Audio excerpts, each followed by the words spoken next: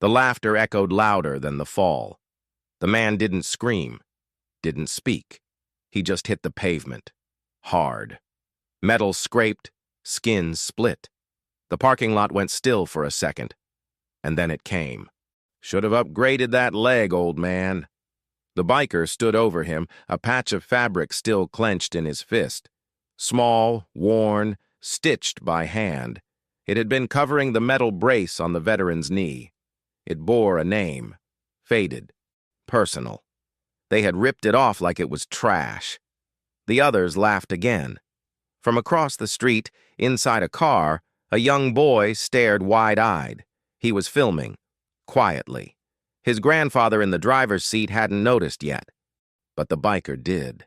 He turned, strode across the street, opened the car door without asking, took the phone, and with a smirk, dropped it screen first onto the asphalt. The boy gasped. The grandfather froze. The biker walked back without a word. The veteran remained on the ground, still holding his leg. But something else had been caught. The boy's phone wasn't the only thing watching. And a few hours later, the black SUVs arrived. Before we continue, where are you watching from today? This story matters more when I know who's listening. I read every comment, really. The brace was already slipping when he stepped out of the truck. William Rourke gripped the door frame tighter than usual. The cold air made the joint stiffer, not the metal, but the muscle just above it. The patch covering the brace shifted slightly. He stopped to fix it. 3 letters, barely visible now. Ellie. Thread frayed. Corners curling. He pressed it back down like a habit, not to hide the wound, but to hold it still. He didn't like stopping mid-trip, but the coffee had run through him, and the pain had crept in fast this time. He looked up. 3 bikes, 2 polished, 2 loud, 2 out of place, and 3 men leaning against the wall of the station, not smoking, not talking, just watching. He nodded once. No reply. Inside, the bathroom smelled of bleach and something older. His steps echoed, uneven. He didn't lock the door. His hands shook too much. He just wanted to be quick. William Rourke, age 67. Retired staff sergeant. Lost part of his right leg in '09. Lost his wife in '11. The first made him limp. The second hollowed him. He didn't show it. He carried both the same way he carried his duffel back then. Firm grip, no complaints. The brace wasn't military issue. It was civilian. But the patch was his. Her name, hand-stitched, covered the worst scar. Covered the memory of where she used to rest her hand just before sleep. He wore it like armor. And today, for the first time in weeks, it was slipping. Back at the truck, the laughter started before he even reached the handle. Yo, RoboCop, you leaking oil or just limping for style? William didn't answer, didn't look back. Another voice, sharper.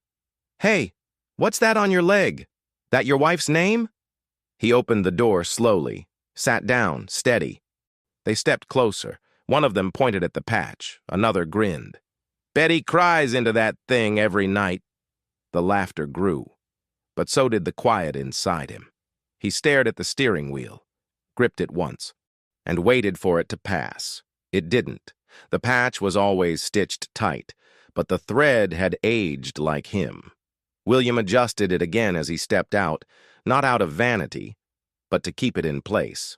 The cold had a way of loosening things that didn't want to be loose. One of the bikers stepped forward. You always walk like that? He asked. Or is that the Deluxe Limp model? The other 2 laughed. William closed the door of his truck and turned toward the store entrance. He didn't answer. The laughter didn't need a response. It wasn't looking for one. Then came the second voice. What's that patch on the leg for? Makes it go faster? Another chimed in. Nah, man. I think it's his ex's name. Gotta carry her everywhere 'cause she left with the good foot. This time, they didn't just laugh. They approached. One of them, denim vest, shaved head, smirk like a mask, bent slightly and pointed at the patch. This it? William's hand moved, slow, to cover it. The man's fingers were faster. He grabbed it, tore it from the brace in one pull. The sound of fabric ripping was small, but William felt it everywhere. The wind caught the patch. It fluttered once, then dropped near the curb. He reached for it. The motion unbalanced him. The leg didn't respond fast enough. He fell, hard, shoulder first, then hip. The sound echoed. No one helped, except one. Across the parking lot, inside a parked sedan, a boy pressed his phone to the window. His hands were small, but steady. He had started recording when the voices got loud. The screen showed everything: the torn patch, the stumble, the fall. Then the biker turned. He saw the phone. "Hey!" he barked. "What the hell?" He crossed the lot in seconds, boots loud against concrete. William lay still, arm curled around the brace like a shield. The patch was in his hand now, crumpled. The biker reached the car. The boy froze. The man yanked open the back door, ripped the phone from the kid's hand, and without a word threw it, screen first, straight to the ground. A crack echoed like a slap. Inside the car, the boy gasped. His grandfather shouted, too late. The biker didn't speak, just turned and walked back. "Not so brave now, are we?" one of the others muttered, glancing back at William. They got on their bikes. Engines roared, rubber burned. They vanished down the road like they'd never been there. William didn't move at first. Then, slow, deliberate, he sat up. One knee, one hand. He looked at the patch. The corner was torn, the name barely legible. He pressed it flat against the brace again, not to hide the joint, to remember the one who'd helped him walk again after he'd stopped trying. He stood. Inside the car, the boy wiped his eyes. His grandfather was still frozen, torn between fury and shame. William didn't look at them. He didn't look at anyone. He walked to his truck, opened the door, got in, drove off, still holding the patch. The patch didn't hold any more. William sat in the driver's seat, the truck idling beneath him, one hand on the wheel, the other cradling the torn fabric like it was something living. He didn't speak, not to himself, not to the silence. He drove, but not to the cemetery, not now. He parked a few miles down, beside an old diner that hadn't served food in years, sat there for half an hour, unmoving. The wind pushed at the truck's windows, but nothing inside shifted. Then he took the patch, folded it once, then again, placed it gently in the glove box beside her picture, closed it like a door, and drove home. Across town, the boy sat at his older brother's desk, tears dried but anger still fresh. The cracked phone lay on the table, screen spidered, refusing to respond. The older brother, 17, part-time tech for a local phone shop, took it without a word. Pried open the back, ran a soft cloth across the battery, the chip, the lens. Replaced the screen with a used one from a bin marked "Don't Toss Yet." It powered on. The video was still there. They watched it in silence. No commentary, no effects. Just the image, the man falling, the patch torn, the look on his face as he picked it up like it was holy. The older brother leaned forward. "Do you know who he was?" The boy shook his head. "No," but he didn't even yell. The older brother opened his laptop, transferred the video. No cuts, no edits. He added a single line of text at the bottom. He fell, but didn't stay down. Then he posted it. No tags, no location. No hashtags, just one sentence. And the silence that came after. That night, William sat at his kitchen table, the brace unstrapped, his hand pressed to the dent left behind. On the counter, a kettle, a chipped mug, a drawer slightly open, with a spool of old thread inside. He didn't reach for it. He just sat, and remembered her fingers holding that thread once, sewing a patch onto his uniform when no one else saw how much it mattered. He'd thought the world had moved past that kind of care, but miles away, something had begun to stir. A man in Georgia watched the video 3 times. He didn't blink during the fall, didn't flinch when the phone hit the ground. But when the frame paused on the patch, the name visible for just a second, his expression changed. He reached into a drawer, pulled out a photo. Ellie Rourke, Army nurse. Killed in convoy support 2011. He checked the name again. Then he picked up the phone. Echo 4, this is Delta. Visual confirmed. Survivor Rourke. Activation code pending. The voice on the other end didn't hesitate. Confirmed. Stand by for mobilization. And just like that, the silence around William Rourke began to collapse. Not with noise, but with motion. The bar was loud. Not from music, from ego. The bikers sat at a corner table, pitchers half empty, the same story told 3 times already. I swear, the bald one laughed, he looked like a puppet with a broken string. The others chuckled. The bartender didn't. He'd seen the video an hour earlier. Hadn't said a word. Now he glanced at the clock. 5:13 p.m. Right on time.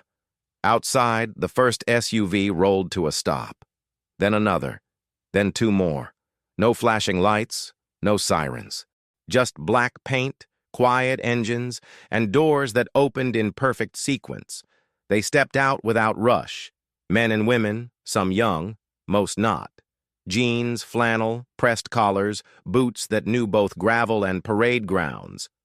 One carried a folded American flag, another a small box, and one, taller than the rest, built like old stone, had something in his hand.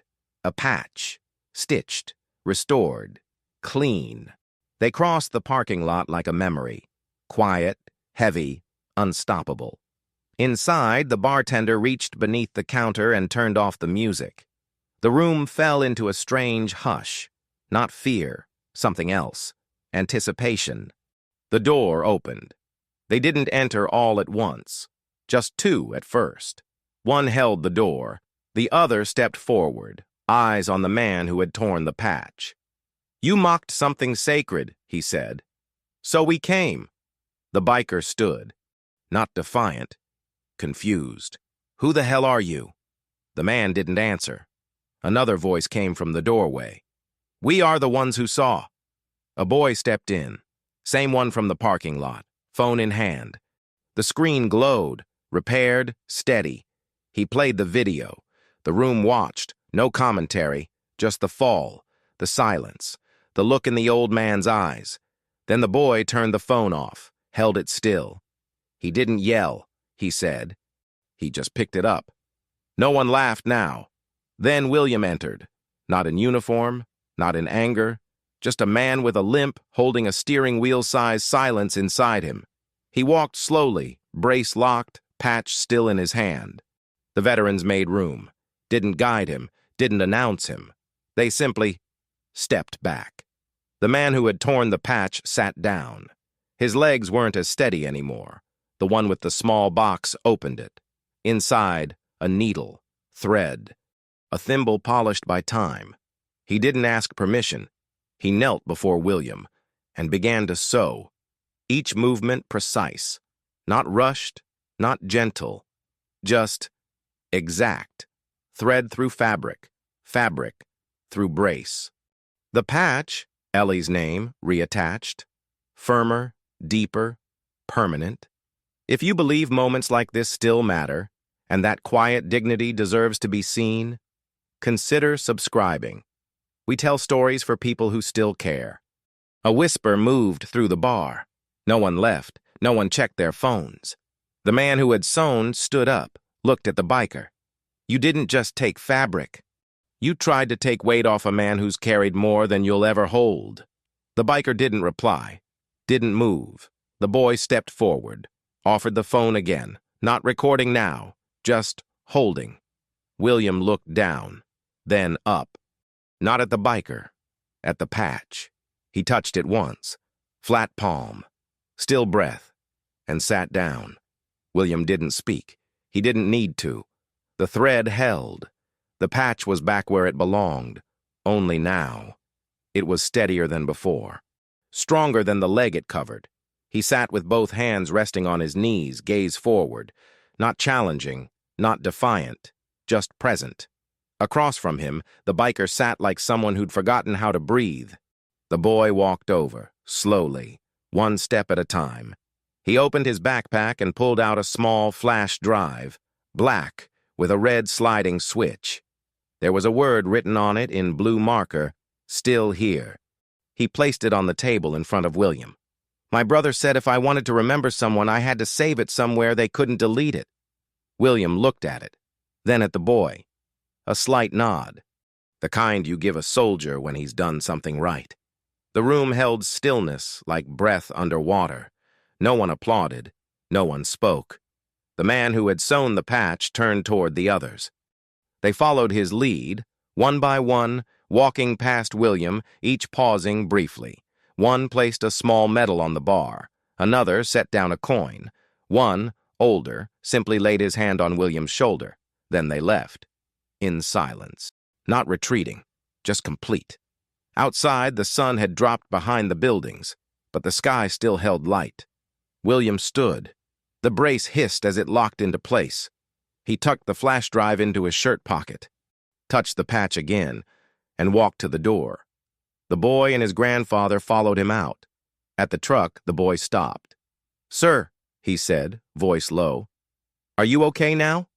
William looked down, then at the horizon. "I was never gone," he said, then climbed in. The door shut, engine on. He drove off, the same limp, the same man, but something new in the way the world made space for him as he passed. If this story moved you, type "still here" in the comments. Your voice matters, and I read every single one. And if you haven't subscribed yet, here's your quiet reminder. Thank you for being here.